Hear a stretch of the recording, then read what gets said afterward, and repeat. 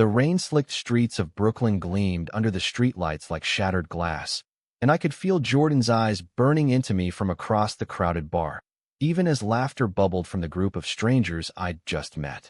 He stood there, nursing his beer, jaw clenched so tight I swore I heard the crack.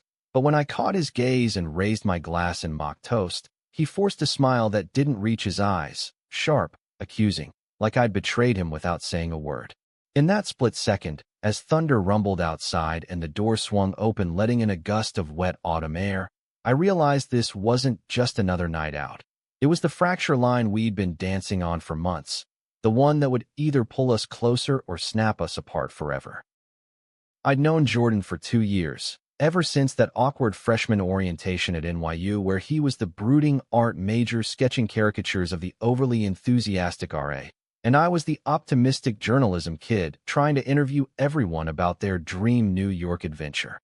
We bonded over bad coffee and shared disdain for the humidity that turned the city into a steam bath, trading stories about growing up in small towns, me from the flat farmlands of Iowa, him from the foggy suburbs of Seattle, where being gay felt like carrying a secret map to a world no one else could see. Our first real conversation happened under the glow of the Washington Square Arch, rain pattering on the leaves above us, when he admitted he'd never told his parents, and I confessed mine had disowned me the day after high school graduation. From there, it was easy. Late-night walks along the East River, his hand brushing mine accidentally on purpose, until one crisp October evening we kissed under the Brooklyn Bridge, the city lights reflecting off the water like a promise we both wanted to believe in. But promises in New York have a way of fraying at the edges, especially when life's undercurrents pull harder than expected. Jordan's art took off first. A gallery in Chelsea scooped up his series on urban isolation, charcoal sketches of shadowed figures reaching for connections they couldn't grasp, and suddenly he was the one with deadlines and openings, while I scraped by on freelance gigs for local blogs, piecing together profiles on queer activists and forgotten history. We moved in together into a cramped walk-up in Williamsburg, the kind with exposed brick and a fire escape that doubled as our smoking lounge, overlooking a street where drag queens hawked handmade jewelry on weekends. It was perfect, or so I thought, until the jealousy started seeping in like damp from a leaky ceiling. It wasn't overt at first. A lingering glance when I flirted harmlessly with the barista at our favorite coffee spot on Bedford Avenue. A sigh when I mentioned grabbing drinks with my editor after hours. "You're too charming for your own good, Alex," he'd say, half laughing, but his fingers would tighten around the stem of his wine glass, knuckles whitening like he was holding back a storm. I'd brush it off, chalk it up to the stress of his upcoming show, but deep down, I knew it was more. Jordan had always been the guarded one, walls built from years of his father's Bible-thumping disapproval and a high school ex who cheated with half the football team, leaving him with trust issues etched deeper than his tattoos. Me? I wore my heart like a badge, believing vulnerability was the only way to let love in. That's what made us work, or so I told myself as I watched him across that bar that night, the one we'd stumbled into to escape the downpour. The strangers were a mixed group. Mia, a trans woman with electric blue hair and a laugh that cut through the din like a spotlight, her girlfriend Lena, who sketched tattoos on napkins, and a couple of guys from their theater troupe, all buzzing about an upcoming production of Angels in America at a loft space in Bushwick.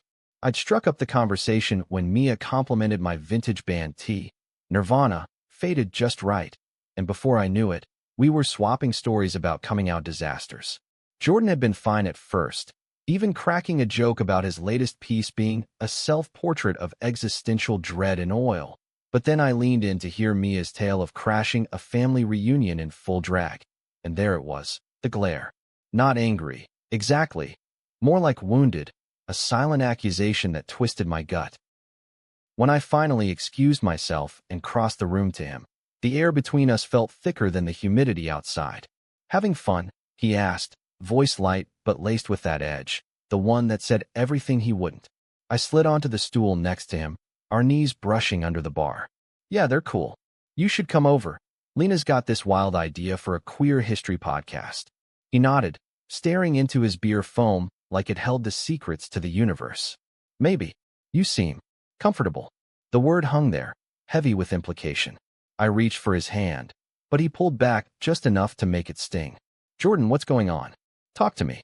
He met my eyes then, dark and stormy, and for a heartbeat, I saw the boy from orientation, the one who'd whispered, "You're the first person who's ever made me feel seen." But then the mask slipped back on. "Nothing. I'm not jealous, Alex. Go mingle. I get it. You're the social butterfly." His voice cracked on the last word, betraying him, and that's when the hook dug in deeper. We left soon after, hailing a cab in the relentless rain, the silence between us louder than the wipers slapping against the windshield. Back home, as we peeled off wet clothes in the dim light of our bedroom, I wanted to push, to demand why he built these walls every time I breathed near someone else. But instead, I pulled him close, our bodies fitting like puzzle pieces worn smooth from use, and whispered, "I love you, you know that." He buried his face in my neck, murmuring back, "I know." But even then, the doubt lingered, a shadow in the room that neither of us could chase away. The next morning dawned gray and unforgiving, the kind of November light that made everything feel half erased. I woke to the smell of burnt toast, Jordan's attempt at breakfast, his way of saying sorry without words. He was at the stove in boxers and an old paint-splattered tee, flipping eggs with more force than necessary. "Truce?" he asked, sliding a plate my way, his smile tentative, like he was testing fragile ice. I took it, grateful for the normalcy, and we ate cross-legged on the bed, scrolling through his Instagram feed where fans gushed over his latest post, a canvas of intertwined hands against a fractured cityscape, captioned, "What we hold on to." It was us, unmistakably, and seeing it there made my chest ache with a mix of pride and fear. We spent the day wandering Greenpoint, dodging puddles, and popping into vintage shops where he haggled over a mid-century lamp and I tried on fedoras that made him snort with laughter. For a few hours, it was easy again. The banter, the stolen kisses behind bookshelves, the way he'd loop his arm around my waist like I was his anchor. But as evening crept in, my phone buzzed with a text from Mia. "Hey, loved chatting last night. Rehearsal tomorrow. Wanna observe? Bring your guy." I showed it to Jordan, expecting enthusiasm, but his face shuddered. "Theater people? Pass. I've got sketches to finish." It wasn't a refusal so much as a retreat, and I felt the pull of that old tension, the one that whispered he didn't trust me, or worse, didn't trust us. That night, as we lay tangled in sheets watching reruns of the L Word on his laptop, our guilty pleasure ritual, he grew quiet, tracing patterns on my arm with his fingertip. "Remember when we met Sarah and Tom at that Pride after-party last summer?" he said suddenly, voice soft. Sarah was my old roommate from Iowa, now living in the village with her wife Tom, the couple who'd taught me that love could be loud and unapologetic. Jordan nodded at the screen. You two clicked instantly. I felt invisible. I paused the show, turning to face him. "You weren't. You're always the center for me." But even as I said it, I saw the flicker of doubt in his eyes, the ghost of insecurities we'd both carried too long. Friendships like ours don't form in vacuums. They're woven from the threads of community, the queer family you build when blood ties fall short. Mia and Lena became our constants soon after that bar night, inviting us to their Bushwick loft for game nights and impromptu jam sessions. Mia, with her sharp wit and unyielding optimism, reminded me of the sister I never had. Fiercely protective, always calling out bullshit. She transitioned in college, fighting tooth and nail against a university that tried to erase her, and now she channeled that fire into directing plays that amplified marginalized voices. Lena, quieter but no less fierce, balanced her with sketches that turned pain into beauty, her latest series exploring the fluidity of identity through watercolor portraits. Our first group hangout was at their place, a converted warehouse space with fairy lights strung like constellations and walls papered in playbills. Jordan arrived wary, sketchbook in hand like a shield, but Mia disarmed him with a tour of her queer artifact collection, vintage protest pins, a signed copy of Stonewall-era zines. By the time we dove into Cards Against Humanity, he was laughing genuinely, the kind of belly laugh that crinkled his eyes. I watched him, heart swelling, thinking maybe this was the bridge we needed, friends who saw the messiness of us and loved anyway. But misunderstandings have a knack for blooming in fertile soil. It started small. A photo Mia posted of the four of us at a street fair in Dumbo, arms slung around each other, cotton candy staining our grins. Jordan's comment was innocuous. Great night. But privately, he texted me later, "You look happier with them than with me sometimes." I stared at the screen, thumb hovering, before replying, "That's not fair. They're friends, you're everything." His response, a thumbs-up emoji, cold as concrete. The next week, when I suggested we all catch a showing of Moonlight at an indie theater in Park Slope, he begged off with a headache, leaving me to go alone. Mia picked up on it immediately, cornering me in the lobby. "Trouble in Paradise?" she asked, eyebrow arched. I shrugged, but she wasn't buying it. "Jealousy's a thief, Alex. Don't let it steal what you've got." She was right, of course, but wisdom doesn't erase the ache. Jordan's jealousy wasn't just about Mia or Lena. It was a mirror to his own fears, the ones rooted in a childhood where his dad's tough love meant slinging slurs to toughen him up. And his mom turned a blind eye, baking casseroles for PTA meetings while ignoring the bruises on his soul.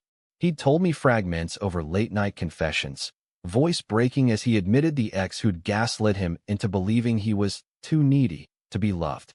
"I don't want to be that guy," he'd say, "the clingy one who pushes you away." But that's exactly what he did, retreating into his studio for days, emerging only to leave sketches of fractured hearts on the kitchen table. I tried bridging it with honesty, cooking his favorite, spaghetti carbonara from a recipe his grandma smuggled to him in care packages, and laying it out over candlelight. "I see you glaring, Jordan, and it's okay to feel it, but hiding it? That hurts more." He listened, fork midway to his mouth, then set it down with a sigh that seemed to deflate him. "I'm scared, okay? Scared you'll find someone easier, someone who doesn't come with all this baggage." The vulnerability cracked me open, and I pulled him across the table into a hug, whispering promises against his hair. For a week, it was better. Tender notes in his lunch, surprise tickets to a queer poetry slam, where we held hands through verses that echoed our own unspoken fears. Then came the prejudice, sharp and uninvited, like a knife through silk. Jordan's sister, Emily, flew in from Seattle for a surprise visit, the first time she'd met me officially. She was all wide smiles and hugs, a carbon copy of him but with their mother's easy warmth, and we hit it off over brunch at a cozy spot in Cobble Hill, swapping stories about family holidays gone wrong. But when Jordan stepped away to take a call, her face shifted, eyes narrowing. "So, you're the one keeping my brother up at night." I laughed it off, but she leaned in, voice low. "Look, I love Jordan, but he's fragile. Dad's been on him about settling down properly, you know, with a nice girl. Don't break him." The words landed like ice water, her casual bigotry wrapped in concern, and I excused myself to the bathroom, splashing cold water on my face to steady the rage bubbling up. When I told Jordan later, he went still, then exploded, not at her, but at the unfairness of it all. She doesn't get it. None of them do. We argued for the first time, really argued, voices echoing off the brick walls as he accused me of overreacting, me accusing him of defending a system that chewed him up. "You're choosing them over us," I shouted, and he fired back. "I'm choosing survival." The door slammed behind me as I stormed out, wandering the streets until dawn, the city a blur of neon and regret. Mia found me at a 24-hour diner, nursing black coffee, and dragged me back to their loft without a word. "Family's a bitch," she said simply, handing me a blanket. Lena brewed tea, and for hours we talked. Not just about Jordan, but about the weight of expectations, the way prejudice lingers like smoke even after the fire's out. Reconciliation came haltingly, a text from Jordan at 3 a.m., "I'm sorry. Come home." When I did, he was curled on the couch, sketchpad abandoned, eyes red-rimmed.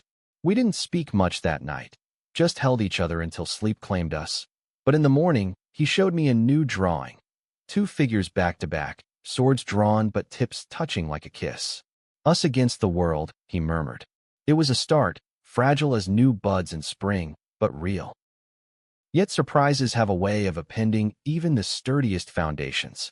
2 months later, at Jordan's gallery opening in Soho, a whirlwind of clinking glasses and whispered critiques, I noticed him slipping away to take calls, his face paling each time. I chalked it up to nerves, circulating with Mia and Lena, who'd come to support, charming collectors with tales of his process. But midway through, he pulled me into a storage room stacked with unsold canvases, door clicking shut behind us. "Alexei, I have to tell you something." His voice trembled, and my stomach dropped, bracing for the worst: affair, illness, the usual suspects in our dramatic lives. It was none of those. "My dad's dying," he said flatly, like stating the weather. "Liver failure. Mom called yesterday. He wants to see me." Us. The room spun, the hum of the party muffled through the walls.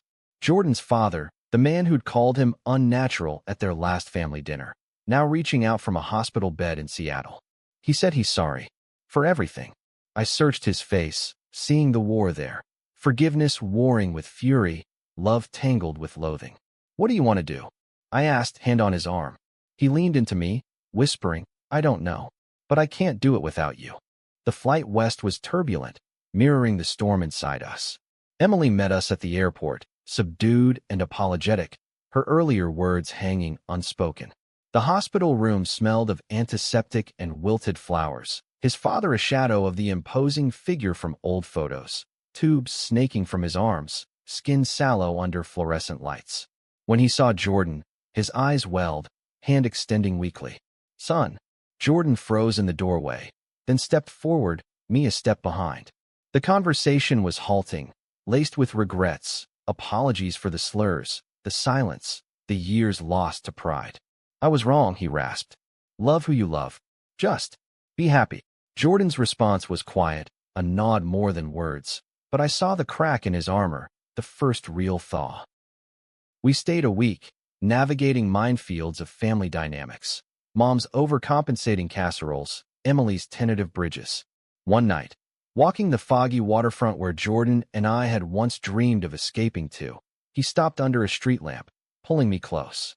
"I thought I'd hate him forever," he admitted. "But seeing him like that, it humanizes the monster." We kissed there, salt air on our lips, the city lights a distant hum, and for the first time, his touch felt unburdened, like he'd shed a layer of that old weight. Back in New York, the aftershocks rippled.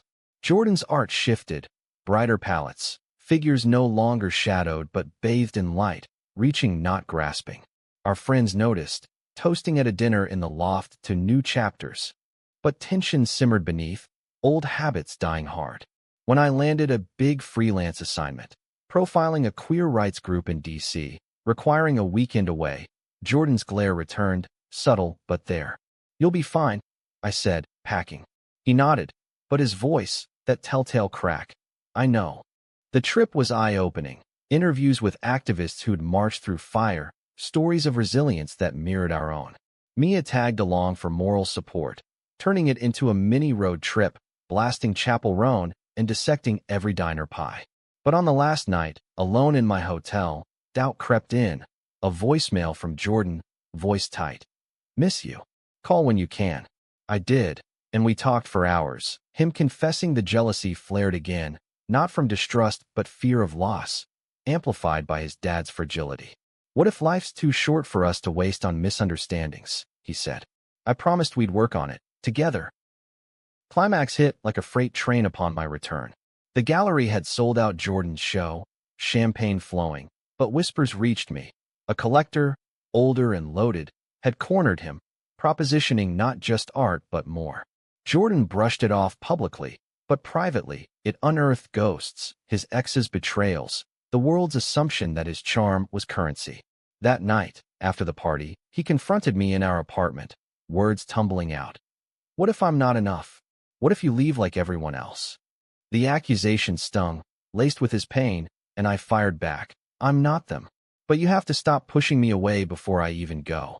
The fight escalated, voices rising until neighbors banged on the walls, accusations flying like shrapnel. "You're suffocating me," I yelled. "And you're slipping away," he countered. In the heat, I grabbed my keys, storming into the night, the December chill biting like regret. I crashed at Mia and Lena's, the loft a sanctuary of understanding. "Give him space," Mia advised over herbal tea. "But not too much. Love's a dance, not a standoff." Lena nodded, sketching idly. "And remember, we're here. Family chooses you." Dawn brought clarity, a text from Jordan. I need you. Please. I found him on our fire escape, sketchpad open to a blank page, eyes hollow. We sat in silence first, the city waking below, then words flowed, raw, unfiltered. He admitted the jealousy was his insecurities mask, born from a lifetime of feeling unworthy. I confessed my own fears of becoming my parents, closing off to avoid pain. We're both messes, I said, laughing through tears. But our messes fit. He pulled me in, forehead to forehead. No more glares. Promise. No more running. Promise. From there, growth unfurled like spring after a brutal winter. We started therapy, couple sessions at a queer center in Chelsea, unpacking layers with a counselor named Riley who had a knack for gentle truths. Friendships deepened. Mia directed a short film featuring Jordan's art. Lena inked matching tattoos for us. Intertwined roots, symbolizing anchors. Even Emily visited again, this time with genuine questions, her prejudice cracking under exposure to our world. Surprises kept coming, the good kind. My profile piece went viral, opening doors to a staff job at a major outlet, and Jordan's work caught a curator's eye for a West Coast tour. But the real high came at Pride that June, rainbow flags snapping in the wind as we marched hand in hand, Mia and Lena ahead with a banner reading, "Love wins, every damn time." His dad's passing in May had been quiet, a letter arriving with forgiveness etched in shaky script, closure we'd both needed. As confetti rained down on Fifth Avenue, Jordan turned to me, eyes bright. "I love you, Alex. No reservations."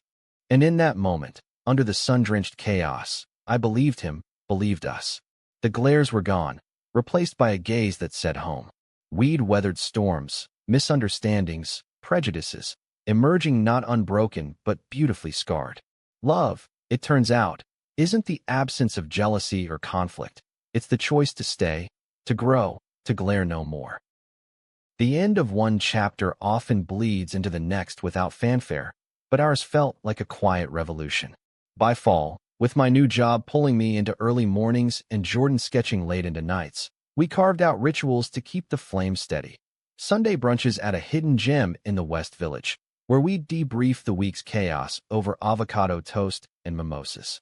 Mia and Lena joined often, their relationship a mirror to ours. Fiery debates followed by makeup dances in the living room, reminding us that passion thrives on friction. One crisp afternoon, as leaves turned the park gold, Jordan proposed, not with rings or grandeur, but a simple sketch, our hands, forever linked, against the Brooklyn skyline.